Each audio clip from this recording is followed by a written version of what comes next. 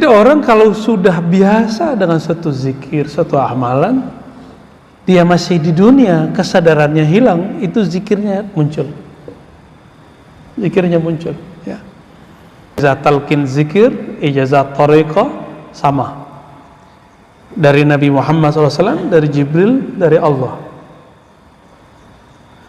Tapi kisah Mi'raj menyisakan pertanyaan besar. Sayyidina Jibril hanya mampu sampai Sidratul Muntaha dan tidak diperkenankan naik lebih di atas itu. Karena jika dia naik, tubuhnya hancur, kebakar. Jadi Sayyidina Jibril itu masih punya tubuh, disebut tubuh nuraniyah, tubuh cahaya. Sedangkan tubuh kita tubuh turabiyah. Jin itu tubuh nariyah, tubuh api. Semuanya dapat tubuh.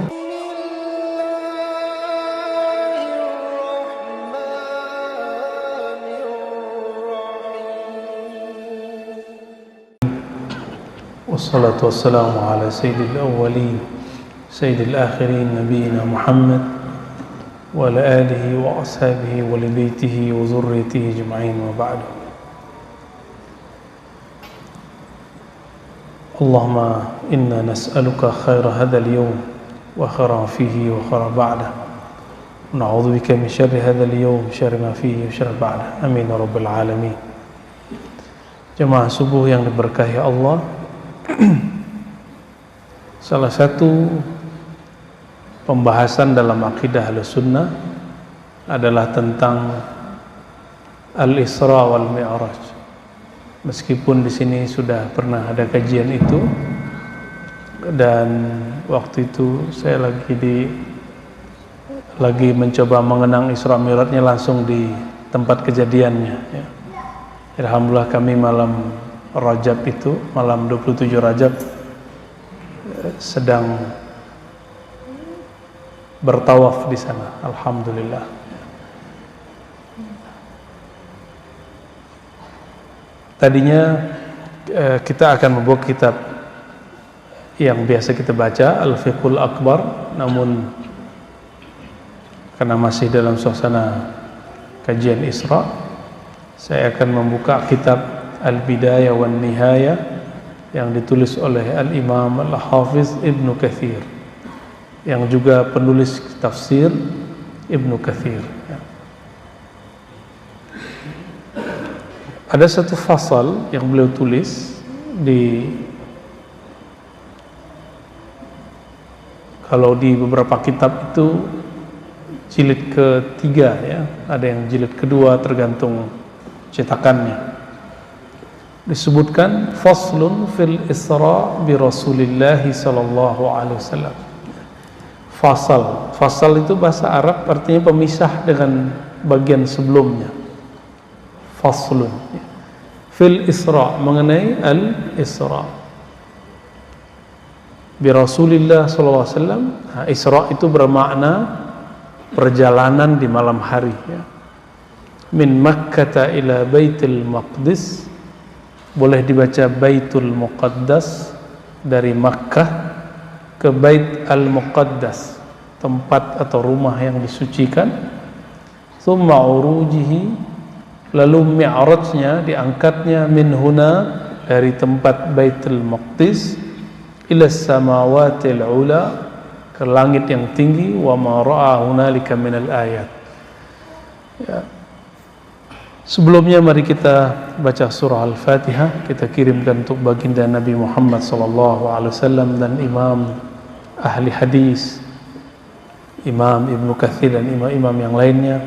Semoga Allah membuka hati pikiran kita semua. Al-Fatihah. A'udzubillahi minasyaitonir rajim. Bismillah. Iyyaka na'budu wa iyyaka nasta'in. Shiratal ladzina ghairil maghdubi 'alaihim waladdallin. Amin. Apa kata beliau? Dzakara Ibnu Asakir hadits al-Isra fi awail al-bi'tsah. Imam Al-Hafiz Ibnu Asakir menyebutkan hadis tentang Isra pada awal-awal bi'tsah. Nah, kalimat bi'tsah ini sempat ramai beberapa bulan lalu karena ada yang salah faham, tapi salah fahamnya dianggap orang yang salah faham. Jadi ada yang menentang sebuah kalimat di hadis bahwa Nabi SAW diangkat jadi Nabi, sedangkan Adam masih tercipta, masih belum dicipta, masih tanah dan air. Ya, seingat kejadian itu, beliau ditanya, kapan engkau jadi Nabi? Atau mata wajabat lakan nubuwah, kapan engkau diwajibkan, ditetapkan jadi Nabi? Lalu dijawab di situ, kuntu nabiyan, aku sudah menjadi Nabi, Adam masih tanah, masih ruh. Ya. Tapi dia menyamakan bab ini dengan dirinya sebagai pengurus salah satu organisasi. Jika Nabi dulu sudah menjadi Nabi, saya juga sudah menjadi pengurus salah satu organisasi yang saya tidak yakin kok bisa organisasi itu menganggap orang seperti dia memahami ahlu sunnah dengan baik, ya. Tapi itu sudah terjadi, ya. Ternyata ada kesalahpahaman dalam dua hal. Pertama, mengenai ilmu Allah. Saya duduk di sini dengan Nabi Muhammad SAW jadi Nabi, dalam ilmu Allah sama. Tapi kejadian beliau jadi Nabi dan saya kemudian duduk di sini itu lain. Saya jadi apa hari ini itu lain. Ya. Saya biasanya kalau ada orang ngajak debat sekarang hampir nggak pernah emosi. Tapi kalau dia menyamakan dirinya dengan nubuat Nabi Muhammad SAW, baru saya angkat suara. Ya. Diajak debat pun udah nggak mau, udah malas debat saya. Ya. Gak ada untungnya debat itu, kecuali dia datang di hadapan kita. Ya. Debat itu mainan-mainan, ya kita masih muda banget lah. Ya.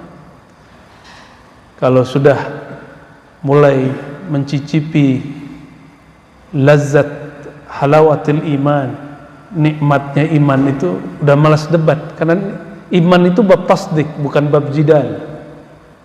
Imam itu bab kamu percaya, bukan kamu mempertanyakan suatu kepercayaan. Itu bedanya. Nah, ternyata ada kesalahan dalam memahami kata bi'atsah. Wa bu'itsa fil arba'in. Nabi Muhammad SAW bu'itsa, dibi'tsahkan. Apa arti bi'tsah? Bi'tsah itu diutus sebagai rasul. Sedangkan beliau sebagai nabi sebelum bi'tsah. Beliau dibi'tsahkan, diutus sebagai rasul umur 40. Sebagai nabi bukan umur 25. Coba cari, tidak ada satu hadis pun yang menyebutkan beliau diangkat jadi nabi umur 25. Kalau ada, pastikan hadisnya palsu. Yang benar dalam Sahih Tirmizi, Sunan Tirmizi, Darimi dan kitab-kitab yang lain, mata kunta nabiyan atau mata wajabat lakan nubuwah, kapan engkau ditetapkan sebagai nabi, kapan engkau menjadi nabi, itulah yang disebut nur Sayyidina Muhammad sallallahu alaihi wasallam, bahwa nur Nabi Muhammad SAW adalah awwalu ma khalaqahullah, ya, yang pertama Allah ciptakan. Itu dalilnya, ya, dari hadis tadi dimunculkan kalimat awwalu ma khalaqallahu nur Muhammad. Tapi kalimat ini bukan hadis, ya, itu hanya penjelasan daripada ulama-ulama kita. Jadi beda bi'tsah dengan nubuwah. Beda, ya. Kalau nubuat itu lebih kepada nur beliau, ya. Terus nubuat dapat risalah enggak? Nubuat itu dapat nubuat. Nubuat itu an-nubu'ah, pengkabaran, al-ilmu.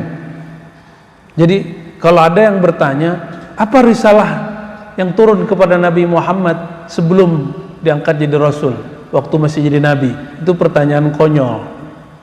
Ente nggak paham sama persoalan bahwa risalah itu ba'dal bi'tsah. Kalau nubuah tidak risalah yang diturunkan, tapi nubuat. Apa arti nubuat? An-naba, pengkhabaran, ya. Baik. Nah, Imam Ibnu Asakir menganggap hadis-hadis Isra itu terjadi di awal bi'tsah, awal beliau dibangkitkan, awal beliau diutus sebagai rasul, ya. Lain dengan Imam Ibnu Ishaq, ya, zakaraha fi hadzal mautin ba'da al-bi'tsah binahwin min 20 sinin. Imam Ibnu Ishaq yang punya kitab Al-Maghazi dan di kitab tentang sirah, ya, beliau menulis tentang bi'tsah 10 tahun setelah diutus. Imam Baihaqi lain lagi, ya, menukil satu riwayat dari Imam Zuhri. Nah, ini sanadnya disebut sanadnya mursal. Qala usriya bi Rasulillah sallallahu alaihi wasallam qabla khurujihi ila al-Madinati bi sana. Di riwayat Imam Baihaqi dari Imam Zuhri disebutkan Nabi Isra setahun sebelum hijrah. Apalagi di sini, ya, ada yang menyebutkan 16 bulan sebelum hijrah, ya. Ada yang menyebutkan Zulqa'dah. Apa maksud kami menyebutkan riwayat ini? Bahwa mengenai waktu kapan Isra itu diperdebatkan oleh ahli hadis. Itu maksudnya. Namun dzakarna fi fadail syahr Rajab, ya, anna al-Isra kana lailatas sabi' wal 20 min Rajab, ya. Kami menyebutkan, nah ini versi Imam Ibnu Katsir menukil dari Abdul Ghani bin Surur Al-Maqdisi, ya. Kemudian juga beliau menyebutkan dalam kitab Fadail Syahr Rajab bahwasannya Isra itu pada malam 27 Rajab, ya. Jadi karena kalimat ini, maka mayoritas ulama kita memilih untuk mengenang kajian Rajab itu pada malam 20, kajian Isra Mi'raj pada malam 27 Rajab, ya. Nah, kita baca ayatnya, ya. Bismillahirrahmanirrahim. Subhanalladzi asra bi'abdihi laila, ya. Sering kami menerjemahkan bahwa kata subhana bukan berarti maha suci semata, tapi subhana berarti maha hebat.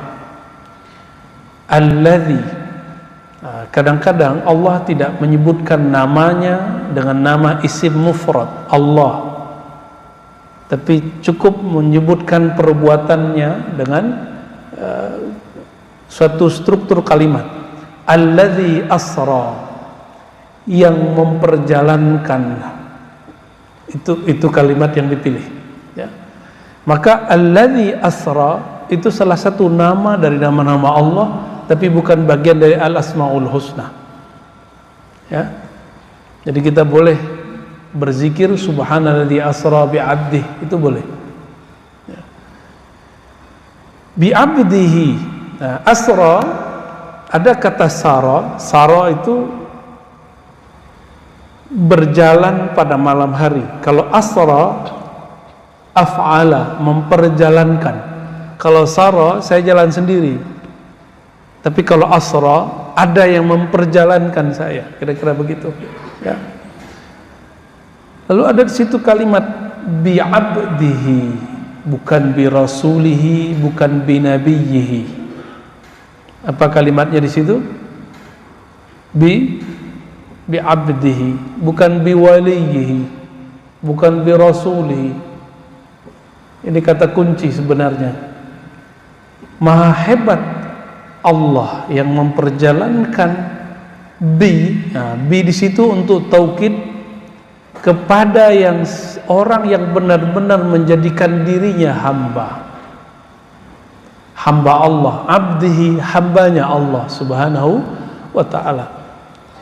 Maka meskipun khususiyah, kata Imam As-Suyuti, bahwa Al-Isra wal Mi'raj itu bagian dari khususiyah Nabi Muhammad sallallahu alaihi wasallam, tapi siapapun yang dia berhasil menjadikan dirinya abdun min ibadihi, menjadi hamba Allah, maka rohaninya akan diperjalankan. Bukan pikirannya jalan-jalan, tapi ruhaninya diperjalankan Allah Subhanahu wa taala. Oleh karena itu, beberapa imam kita menulis tentang pengalaman rohaninya diperjalankan Allah. Bedanya, baginda Rasulullah SAW biruhihi wa jasadihi, dengan ruh dan jasadnya. Ternyata ini juga bukan ijma' ulama. Ulama kita jumhur, mayoritas ulama meyakini Nabi Muhammad SAW diisra'kan dengan tubuh dan jasadnya. Pas kita cek di kitab, ternyata ada isra' dengan tubuh dan jasad, ada yang hanya dengan ruh saja. Jadi ada beberapa riwayat tentang Isra dan Mi'raj. Maka jika ada orang ngotot mengatakan Isra itu dengan ruh, tidak dengan jasad, oke, nggak masalah.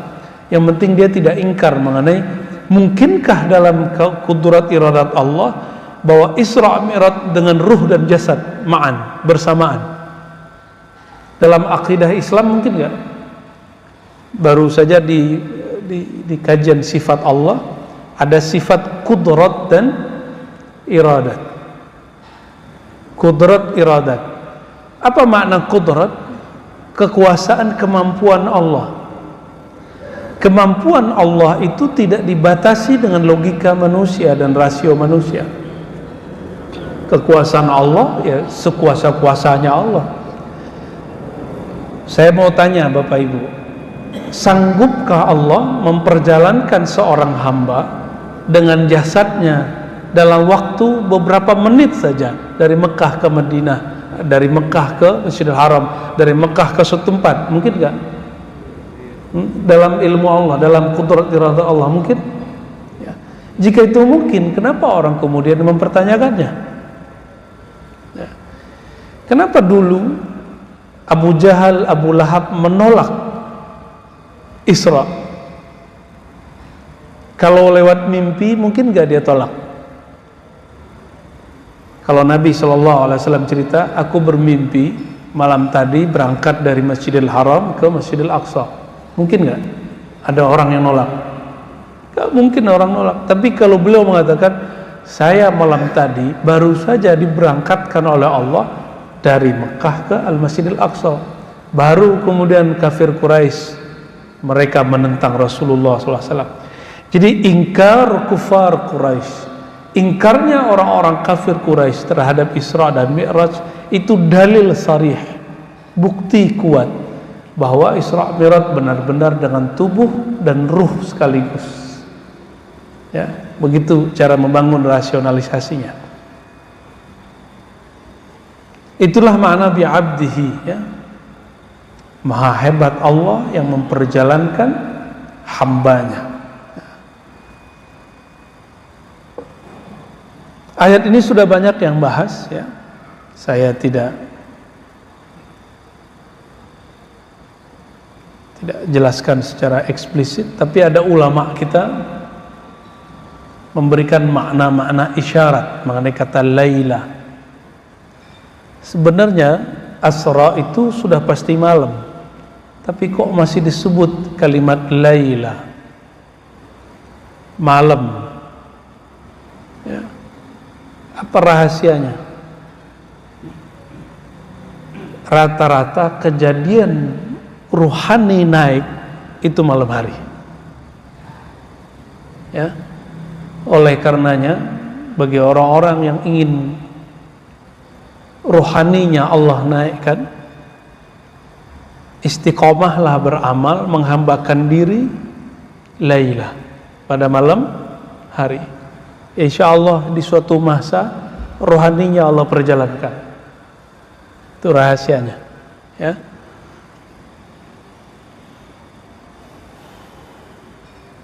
Minal masjidil harami ilal masjidil aqsa. Al masjid haram, haram itu bahasa Arab artinya yang terlarang karena kesuciannya. Apa yang terlarang? Ada yang kita sebut dengan mamnu'atil ihram, yang dilarang saat orang ihram. Bunuh binatangnya kecuali binatang yang berbahaya, ya. Motong pohonnya, ngambil daunnya, semuanya nggak boleh. Bahkan selain mukmin nggak boleh masuk. Itu disebut al-Masjidil Haram. Masjidil Haram, Masjidil Aqsa. Masjidil Aqsa itu masjid yang jauh. Ini secara harfiah, secara maknawiyahnya,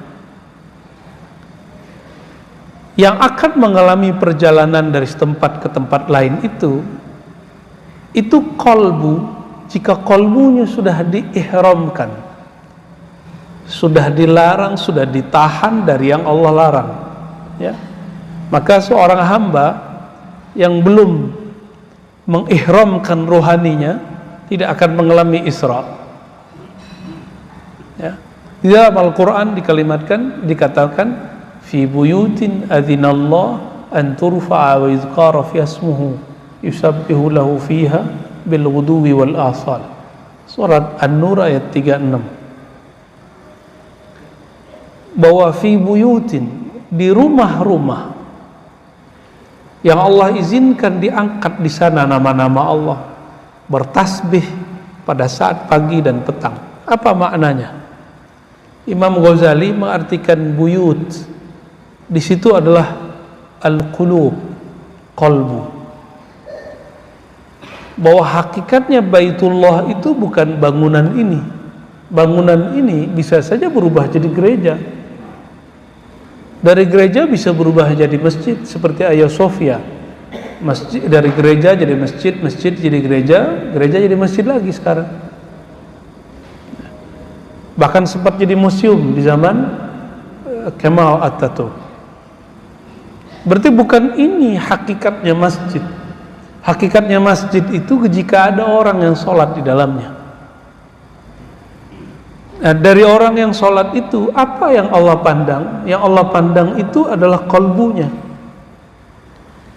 bukan bangunannya, bukan fisiknya. Maka masjid perlu kita jaga, bagus-baguskan, tapi Bapak Ibu, yang paling penting kita baguskan kolbu ini. Kalau ngurus masjid tapi kolbunya nggak dijadikan masjid, coba lihat Pak, ini masjid kalau nggak ada kaligrafinya, nggak dicat, bagus nggak? Masjid kalau karpetnya nggak dibersihin gimana? Sama, ya. Hamparan kolbu jika tidak dibersihkan nggak nyaman, maka orang nggak nyaman lama-lama zikir. Kenapa dia tidak nyaman lama-lama berzikir? Karena hamparan kolbunya belum dibersihkan. Itu sebabnya antum nggak nyaman zikir lama-lama. Ya, gelisah aja kalau zikir, pengen cepat-cepat selesai kalau sholat. Itu berarti hamparan kolbunya belum dibersihkan. Ya. Nah, masih banyak makna yang disebutkan oleh para imam. Nah, Imam Ghazali dibully karena mengatakan ini oleh Ibnu Taimiyah. Apa kata Ibnu Taimiyah? Ghazali ini punya tafsir kebatinan. Ya, biasa begitu, ya. Tapi saya mengikut Imam Ghazali. Imam Ghazali mengatakan setiap ayat itu ada zahir, ada batinnya. Zahirnya betul dipahami bahwa baginda Rasulullah SAW diperjalankan dari Al-Masjidil Haram ke Al-Masjidil Aqsa, ya. Dan kalimatnya masjid ke masjid, benar gak? Jadi jika ingin memperjalankan batin, jadikan kolbu itu jadi masjid.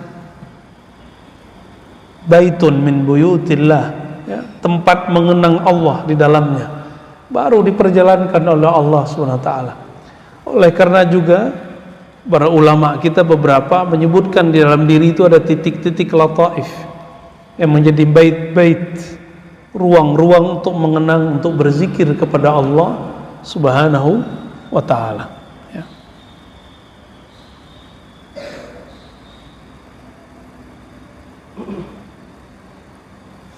Di saat baginda Rasulullah SAW, ya, masih di Mekah, jadi Pendek cerita, ulama kita tidak ada kata sepakat tahun berapakah beliau Isra Mi'raj.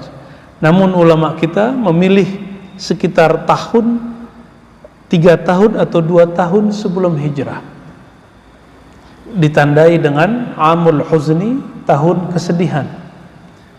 Cuma kalau ahli sejarah terlalu memanusiakan Nabi sallallahu alaihi wasallam, lalu mengatakan karena beliau sedih ditinggal oleh Khadijah, ditinggal oleh Abu Talib, maka Allah menghiburnya.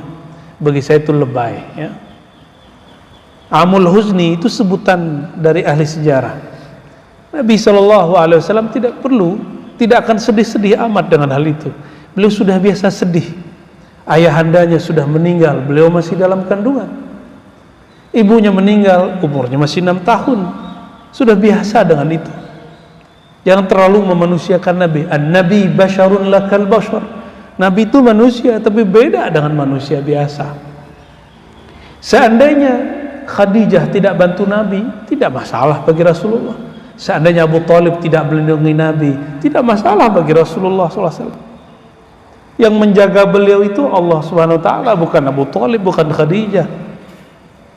Nah, ini karena mengikuti pola-pola orang-orang barat nulis cerita tentang Nabi sallallahu alaihi wasallam. Cukup katakan Amul Huzn, tahun kesedih, tahun kesedihan, sedih aja. Bukan berarti kemudian Nabi Muhammad sallallahu alaihi wasallam perlu dihibur, ya. Beliau itu sudah, kalau berdasarkan riwayat tadi, berkali-kali Isra, ya, berarti dicocok-cocok logikan berarti, ya. Karena Amul Huzni loh diangkat, ya. Nabi itu udah berkali-kali di Isra, di Mi'rajkan. Riwayatnya bermacam-macam. Jika Bapak Ibu bisa berbahasa Arab, silakan cari kitab Al-Khasa'is Al-Kubra Imam Suyuti. Ada 30 sahabat yang meriwayatkan kisah yang ada yang beda, ada yang sama mengenai perbedaan Isra dan Mi'raj baginda Rasulullah SAW. Kita nggak tahu itu apakah berkali-kali atau berapa kali. 30 versi tentang Isra Mi'raj baginda Nabi Muhammad sallallahu alaihi wasallam, ya.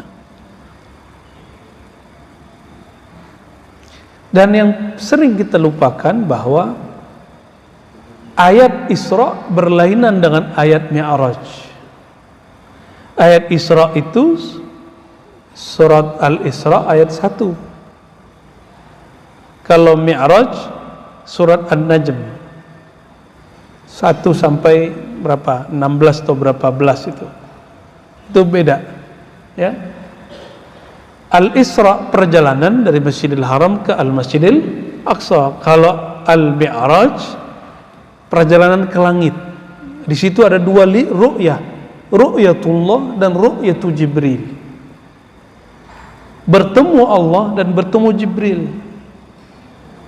ya. Dan pasti sudah banyak ustadz yang bercerita bahwa Nabi ketika naik ke langit pertama, kedua, ketiga ketemu Nabi-Nabi siapa. Saya tidak akan mengulang di sini, tapi yang akan saya ulang, ketika baginda Rasulullah SAW didatangi oleh malaikat Jibril dan Mikail, beliau sedang di rumah Ummu Hani. Bermula itu kemudian yang kita sebut sekarang Hijr Ismail, ini bagian dari Ka'bah. Baginda Rasulullah SAW dibawakan yang disebut buraq. Apa yang unik dari cerita buraq itu? Satu aja yang unik bagi saya. Ketika Rasulullah SAW naik ke atas buraq, buraq ini cuek aja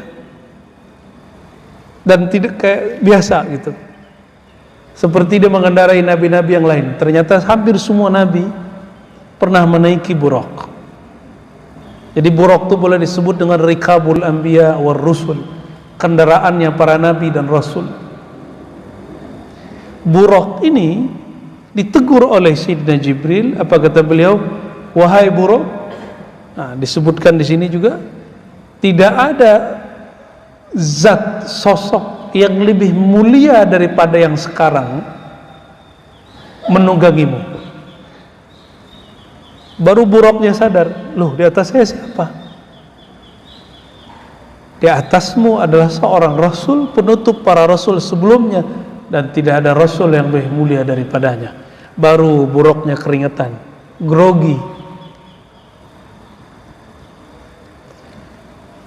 Kalau yang sering kita dengar cerita baginda Rasulullah SAW itu kan sampai di Al-Masjidil Aqsa itu kan memarkir, benar ya? Nah, di situ ada dua riwayat, ya, bahwa beliau naik ke atas nggak pakai buruk lagi, tapi itu tetap diparkir. Nah, jadi di sini ada beberapa riwayat banyak, ya. Tapi yang paling penting di situ bukan mengenai apakah beliau naik dengan buruk atau tidak. Tapi ada satu hal bahwa setiap langit itu ada disebut malaikatul hafazah. Ada malaikat penjaga. Maka setiap kali beliau naik itu dijaga oleh seorang malaikat hafazah. Ternyata hafazah itu artinya penjaga. Dan ada namanya malaikat-malaikat itu. Malaikat hafazah 1, langit kedua, ketiga, ya. Dan sayangnya di hadis Nabi tidak disebutkan nama-namanya siapa, ya. Nah, malaikat itu namanya unik-unik. Ada yang belakangnya pakai ya nun, karubiyun. Ya, ada yang pakai il, Jibrail, Mikail. Ada yang pakai mirip bahasa Arab, Ridwan, Harith. Ada yang dengan kalimat-kalimat pakai an, tadi Ridwan, ada macam-macam. Ada yang pakai sa, Kandias, macam-macam nama malaikat, ya. Dan itu menunjukkan fam mereka. Jadi mereka ini familinya apa gitu.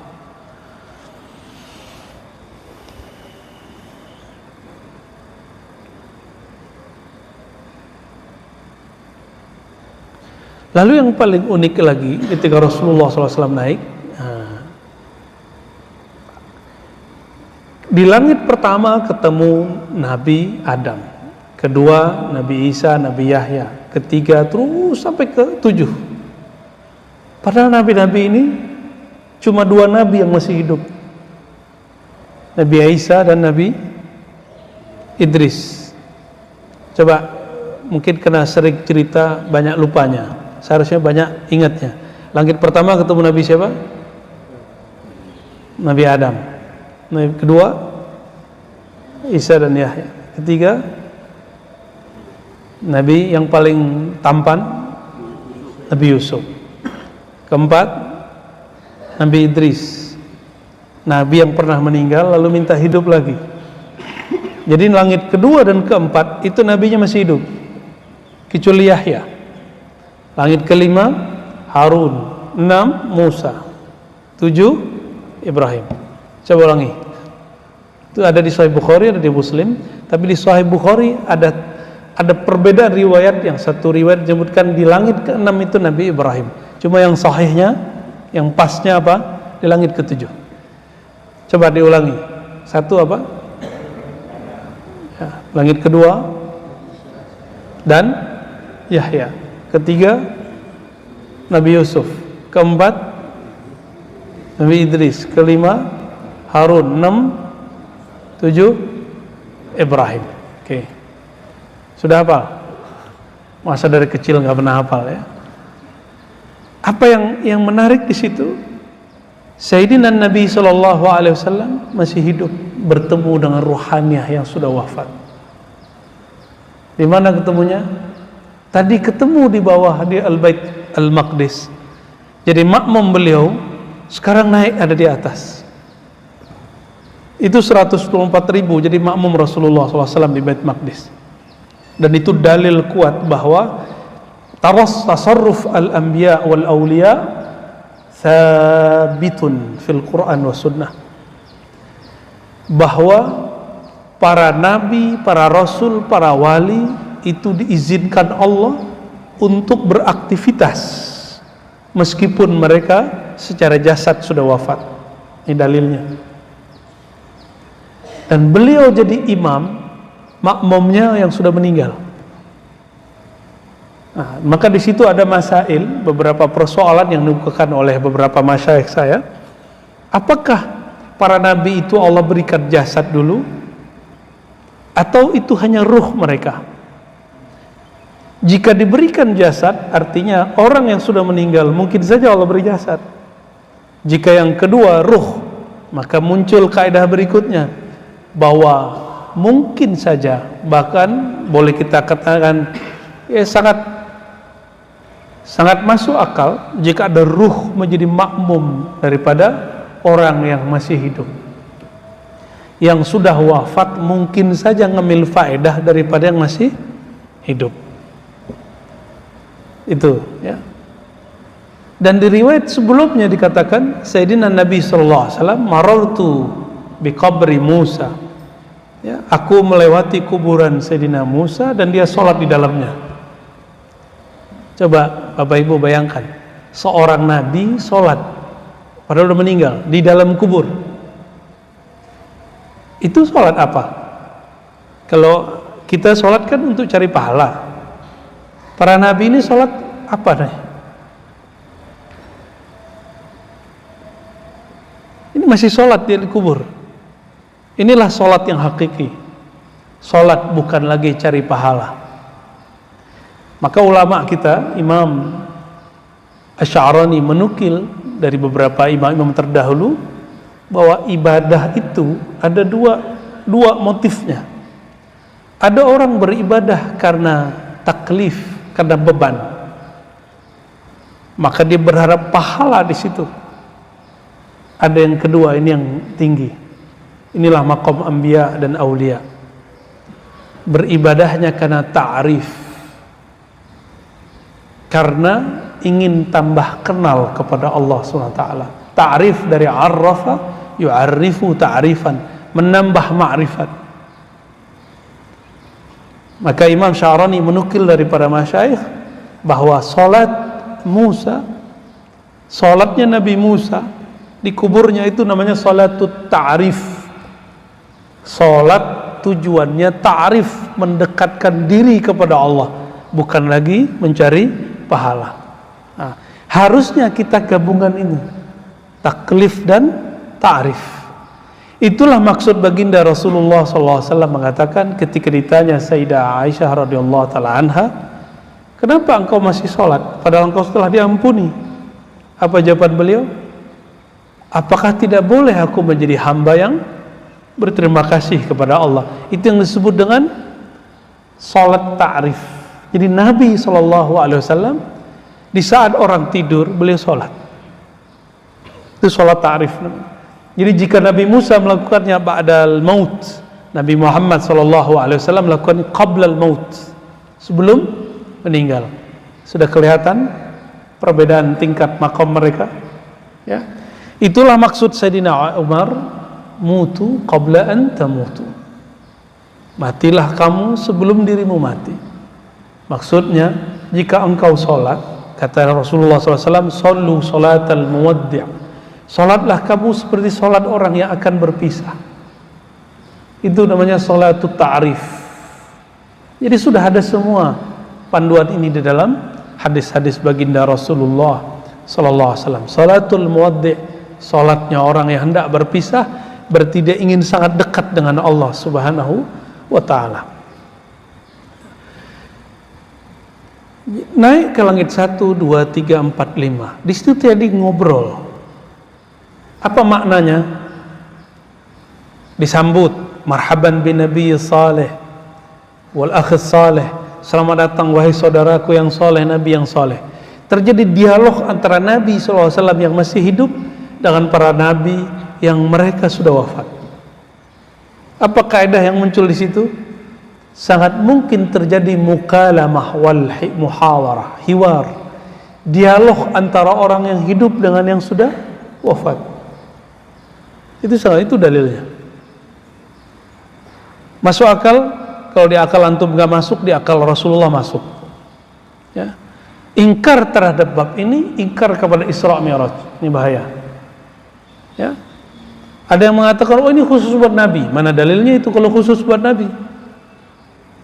Bahwa ini min khasais, bahwa kejadian ini naik dengan tubuh dan jasad dan ruhnya itu khusus buat Nabi, iya. Tapi ini menjadi kaidah bahwa orang yang hidup al-ahya mungkin dia berinteraksi dengan wafat, ini dalilnya. Ya.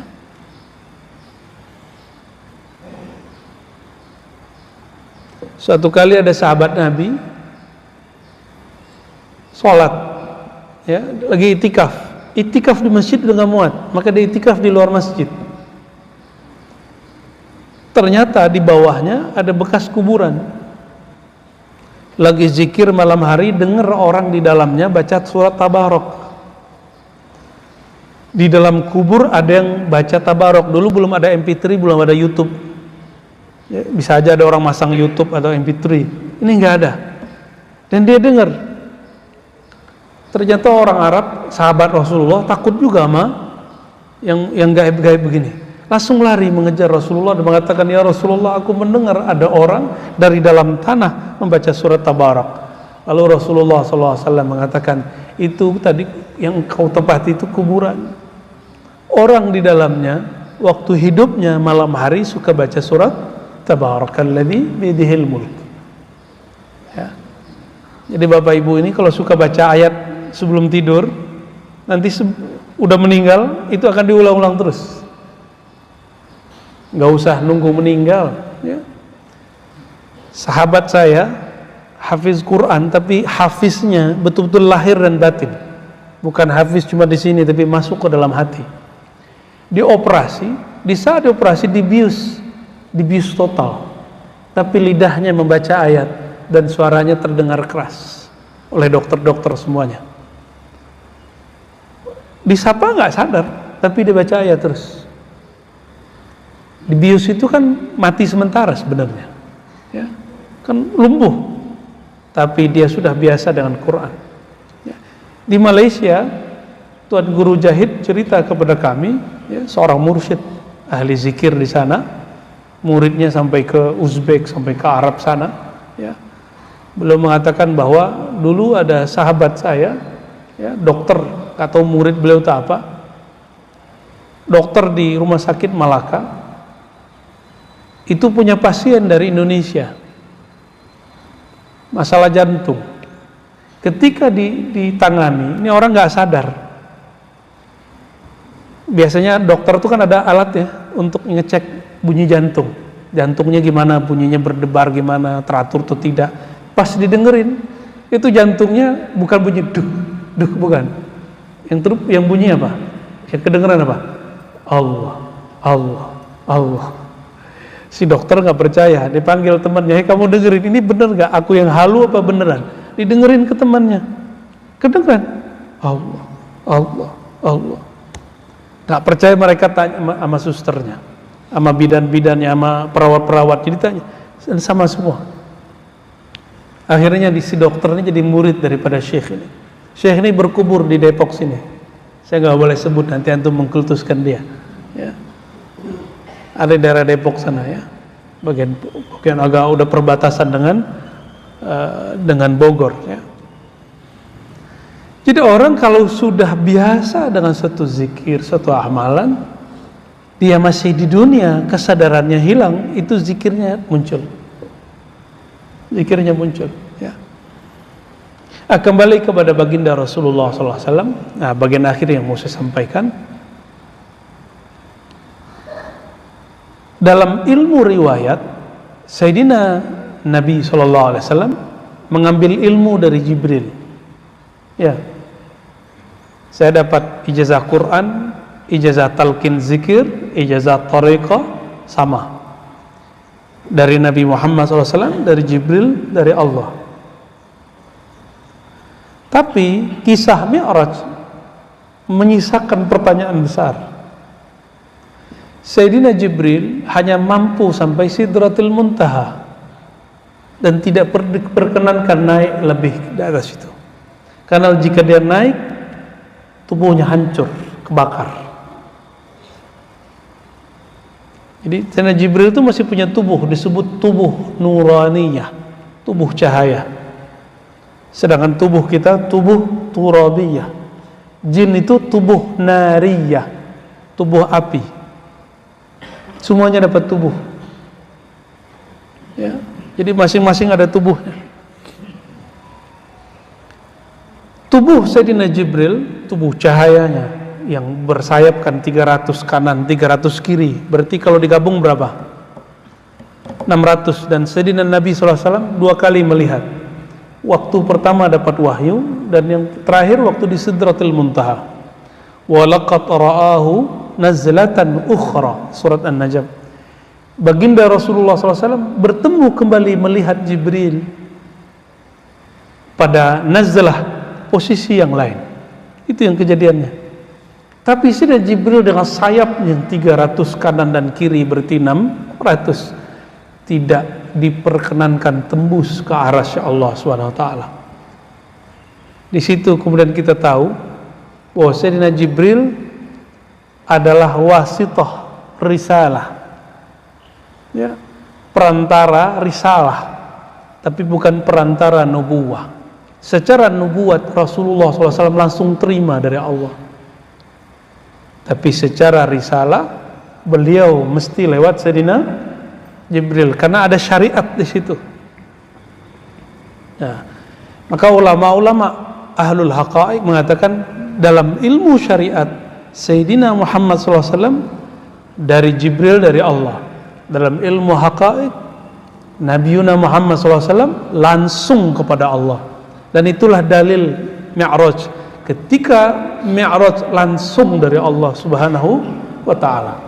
Maka pertanyaannya, lebih mulia Sayyidina Nabi SAW atau Sayyidina Jibril? Dan ini juga dalil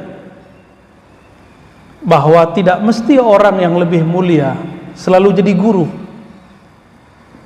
Kadang-kadang meskipun dia lebih mulia, lebih tua, dia mesti berguru kepada yang lebih muda. Sayyidina Nabi SAW ngambil ilmu juga dari Jibril, meskipun Sayyidina Jibril diciptakan itu setelah sekian ribu tahun dari Nur Muhammad SAW, ya. Jadi arasy Allah itu dicipta dalam kitab Sirrul Asrar Syekh Abdul Qadir Jilani 4000 tahun cahaya setelah Nur Muhammad SAW. Nah, Sayyidina Jibril setelah itu, jadi nggak ketemu dengan Allah Sayyidina Jibril. Jadi Sayyidina Jibril kalau dapat kalam dari Allah, itu kalam sudah bertajalli menjadi huruf dan suara, bukan kalam yang zati. Yang kita bahas pada pertemuan-pertemuan bulan lalu, bahwa Allah berkalam bila harfin wala sautin, tanpa huruf dan suara. Yang dapat tanpa huruf suara itu cuma baginda Nabi Muhammad SAW dan Sayyidina Musa, ya. Selebihnya berhuruf dan bersuara. Ya, berdasarkan ini semua, Bapak Ibu yang bukan Allah, ya, salah satu akidah kita Ahlussunnah wal Jamaah, kita meyakini meskipun ada perdebatan, tapi perdebatan itu sudah selesai. Isra Mi'raj benar terjadi pada jasad dan ruh baginda Rasulullah SAW. Dan riwayatnya menyebutkan bahwa Isra dan Mi'raj terjadi lebih dari sekali. Ya, berapa kali? Wallahu a'lam bis-shawab. Dan ini juga menunjukkan bahwa orang yang hidup bisa memberi manfaat kepada yang wafat. Orang yang hidup dapat berkomunikasi dengan yang sudah wafat. Dan ini juga menunjukkan bahwa Nabiuna Muhammad SAW lebih mulia daripada Jibril, tapi tidak menghalangi beliau untuk mengambil ilmu dari Sayyidina Jibril. Semoga Allah Subhanahu wa ta'ala membimbing kita semua untuk lebih kenal kepadanya, lebih cinta kepada Rasulnya sallallahu alaihi wasallam. Qul in kuntum tuhibbuna Allah fattabi'uni. Katakanlah, jika engkau cinta kepada Allah, maka ikutilah aku. Allahumma ya Rahman Rahim ya Karim ya Azim, salli ala Sayyidina Muhammad. Ya Allah, sampaikanlah salam kami, cinta kami, rindu kami kepada Nabi Muhammad sallallahu alaihi wasallam. Allahumma ya Allah ya Ghaffar ya Ghafur ya man huwa alimun bidhati sudur.